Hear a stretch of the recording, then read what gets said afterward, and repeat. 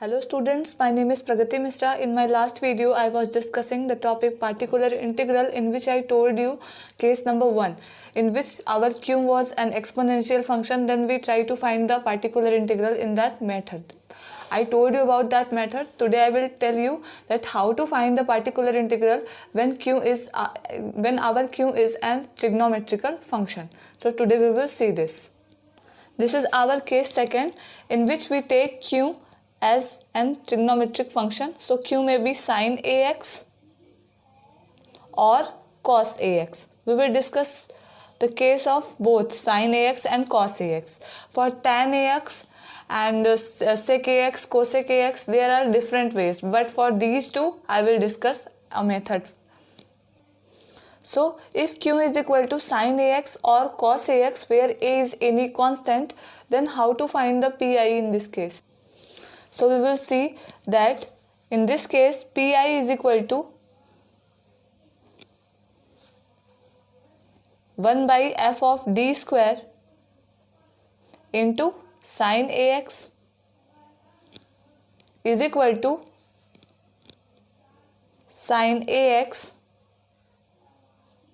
by f of minus a square. What does it mean? That is, if we replace each d square by minus a square, here a is present, then we can replace d square by minus a square. In this way we can find the pi for sine ax, but this should be provided f of minus a square should be not equal to 0. If this case is true here, then we can apply this method. Now in the same way we can find the particular integral for cos ax as well. So the pi for cos ax is equal to 1 by f of d square cos ax is equal to, again we replace d square by minus a square, then it becomes 1 by f of minus a square cos ax. Again it provided f of minus a square is not equal to 0. In this way we can find the particular integral for sine ax and cos ax. But if f of minus a square becomes 0, then what can we do? I will tell you about that method, then that when f of minus a square is equal to 0, then how we can find the particular integral. If f of minus a square is equal to 0, then we have to apply the previous method that I told you in the case of exponential function. That is, for pi, firstly we differentiate f of d square, and then we multiply it by x and then take the derivative of denominator. So firstly I will write f of d square sine ax. If f of d square, after putting d square is equal to minus a square, becomes 0, in that case we multiply the numerator by x. In that case it becomes x by derivative of this term. So it becomes f dash of d square.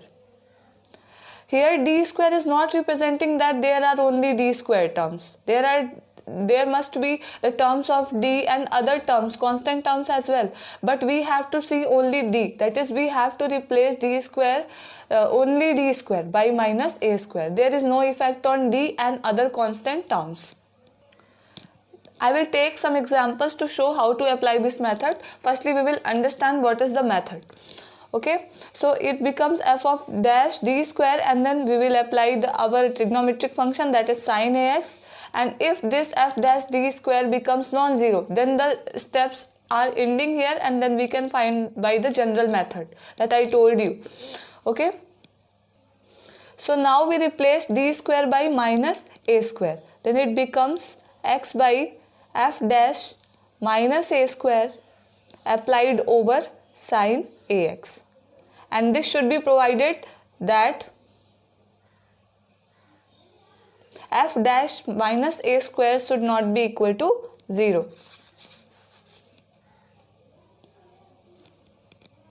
If this condition is satisfied, then we can find the particular integral in this case. Similarly, we apply the same process for the cos ax as well. So for cos AX, Pi should be when f of minus a square becomes 0. So in the same way, we can write x by f dash minus a square applied over cos ax, and this should also provided f dash of minus a square is not equal to 0. If these conditions are satisfied, then we can find the particular integral for such functions. I will take some examples to show how to apply this method.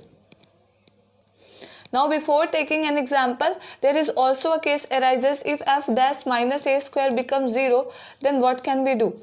So we will see that how we can solve in that case. If f dash minus a square becomes 0, in that case again we multiply the numerator by x and then we take the derivative of denominator. So the process is repeated until we get the derivative as non-zero, that is the denominator as non-zero. So we will find again Pi is equal to, I am writing directly, x square by f double dash minus a square. In that case this becomes the Pi applied over sin ax, and this should be provided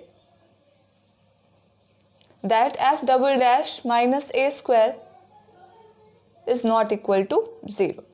In this way we can find the Pi for this function if f dash minus a square is 0. Similarly for cos ax, x square by f double dash a square minus a square, cos ax provided f double dash minus a square is not equal to 0. So in this way we can find the particular integral for any trigonometrical function. We have to repeat this process until we get the denominator as non-zero.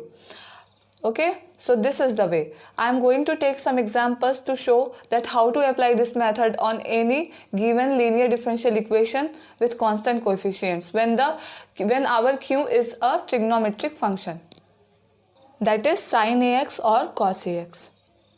So this is our example number 1. In order to write the complete solution for this differential equation, firstly we have to find the CF, and then to find the CF, firstly we have to write the auxiliary equation for this differential equation. So the auxiliary equation is, in order to write the auxiliary equation, we put dy by dx as m here. So the auxiliary equation is, this is our m cube minus 9m, and we equate RHS as 0.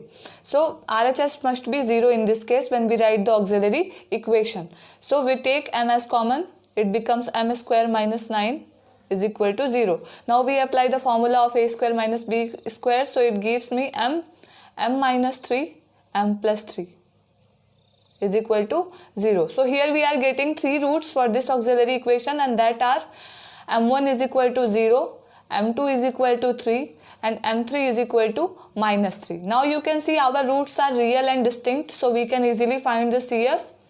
So our CF is c1 e raised to power m1x. Here m1 is 0, so e raised to power 0x, plus c2 e raised to power m2x. Our m2 is 3, so this becomes 3x, plus c3 e raised to power m3x. m3 is minus 3, so minus 3x. So this is our CF.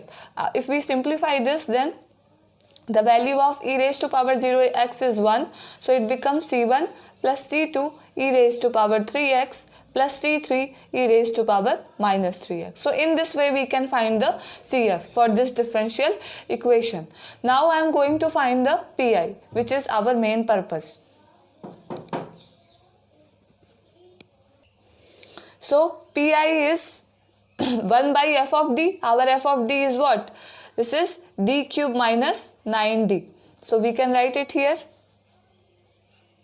d cube minus 9d, and we are applying it over cos x, since our q is cos x. Now you can see the value of a is 1 here. Since we were taking cos ax and a is 1 here, so we have to replace d square by what? minus 1. Since 1 square is 1 and minus a square, so minus 1. So we have to replace d square by minus 1. If we replace, then what we get? 1 by, after replacing d square by minus 1, 1d is remained, then it can be written as minus d minus 9d applied over cos x. Now we can write it as minus 1 by 10d cos x. Since minus 1 by 10 is constant, so we can take it outside, and 1 by d cos x. Now I want to tell you that d represents the derivative. D is what? It represents the derivative, and 1 by d represents the integration, that is integral. So it represents integral. So we take the derivative of cos, we take the integral of cos x. So if we integrate this function with respect to x, then what we get? The integration of cos is simply sin x. I hope you know about that. So now it is time to write the complete solution for the given differential equation. So what it must be? The complete solution is given by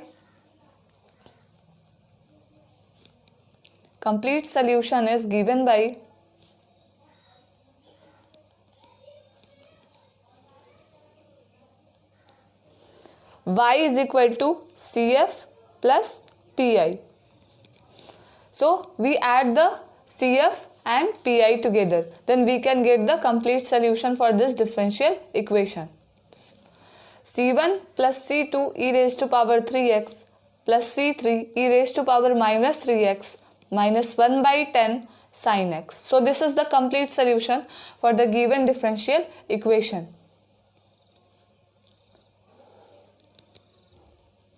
Now in this case we have seen that the denominator was not 0 after putting d square as minus a square. But if in some cases this becomes 0 after putting d square is equal to minus a square. In that case, how we can find the PI? Now we will see some examples related to that case.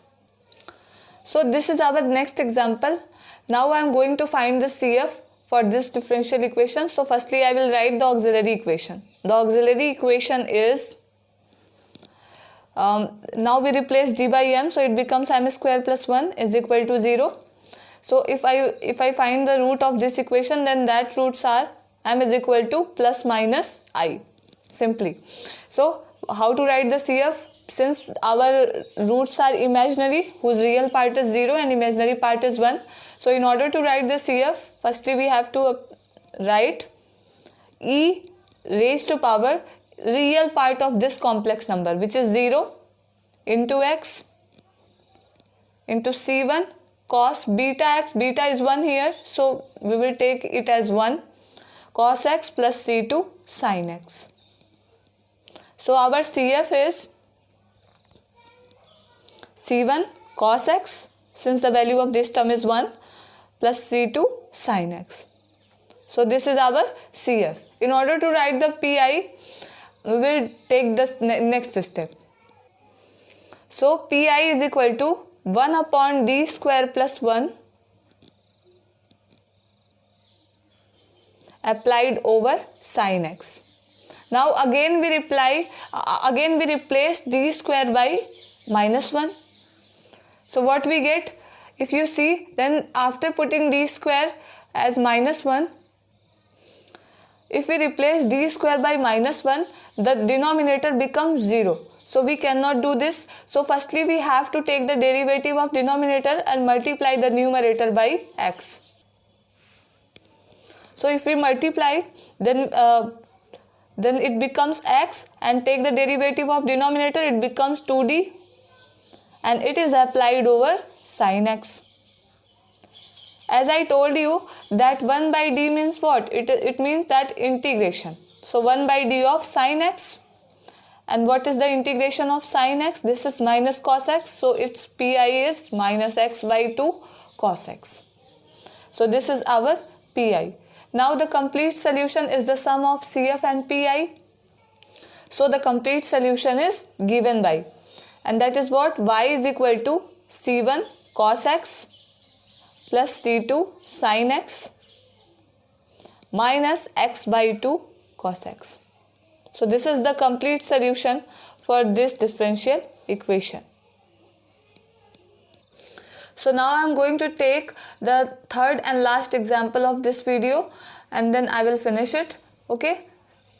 So this is the last example of this video, and in order to write the CF for this differential equation, firstly we have to write the auxiliary equation. So the auxiliary equation is m square minus 3m plus 2, that is we replace d by m and equate it to the 0, and firstly we factorize it, then what we get? M minus 1 m minus 2 is equal to 0.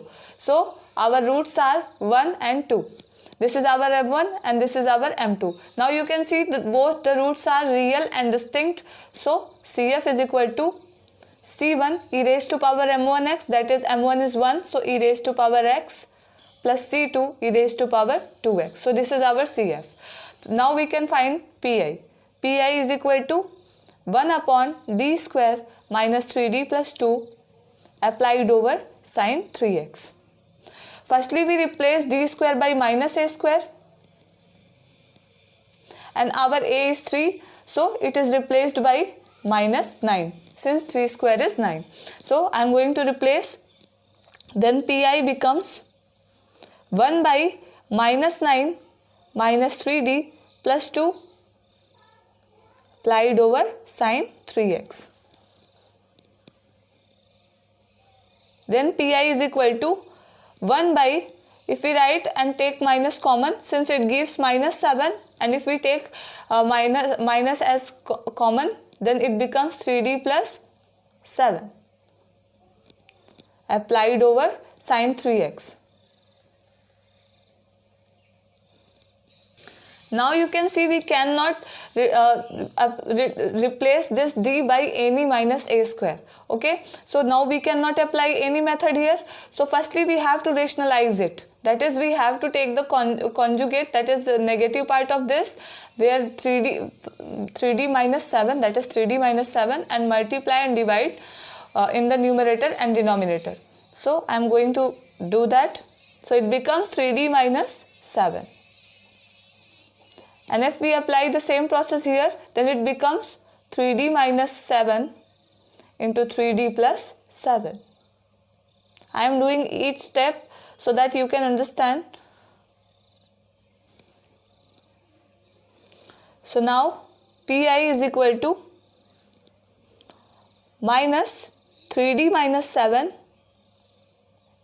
by, if we apply the formula of a plus b, a minus b, then this becomes a square minus b square, that is 9d square minus 49. Now we again apply sin 3x here.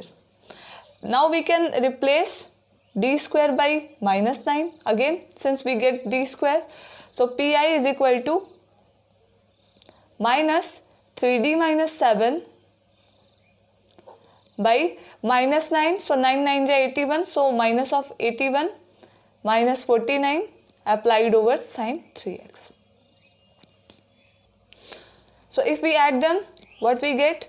Pi is equal to minus minus becomes plus, so it gives me simply 1 by 130, and it is 3d minus 7 applied over sin 3x. Now this is d, that is, sorry, I want to show you that this is 1 by 130 and it becomes 3d minus 7 sin 3x. Now this is d, which is derivative. So firstly we apply sin 3x over this derivative, and then we multiply sin 3x by 7. So I am going to do that. 1 by 130, 3d applied over sin 3x, that is, we have to take the derivative of this function, minus 7 sin 3x.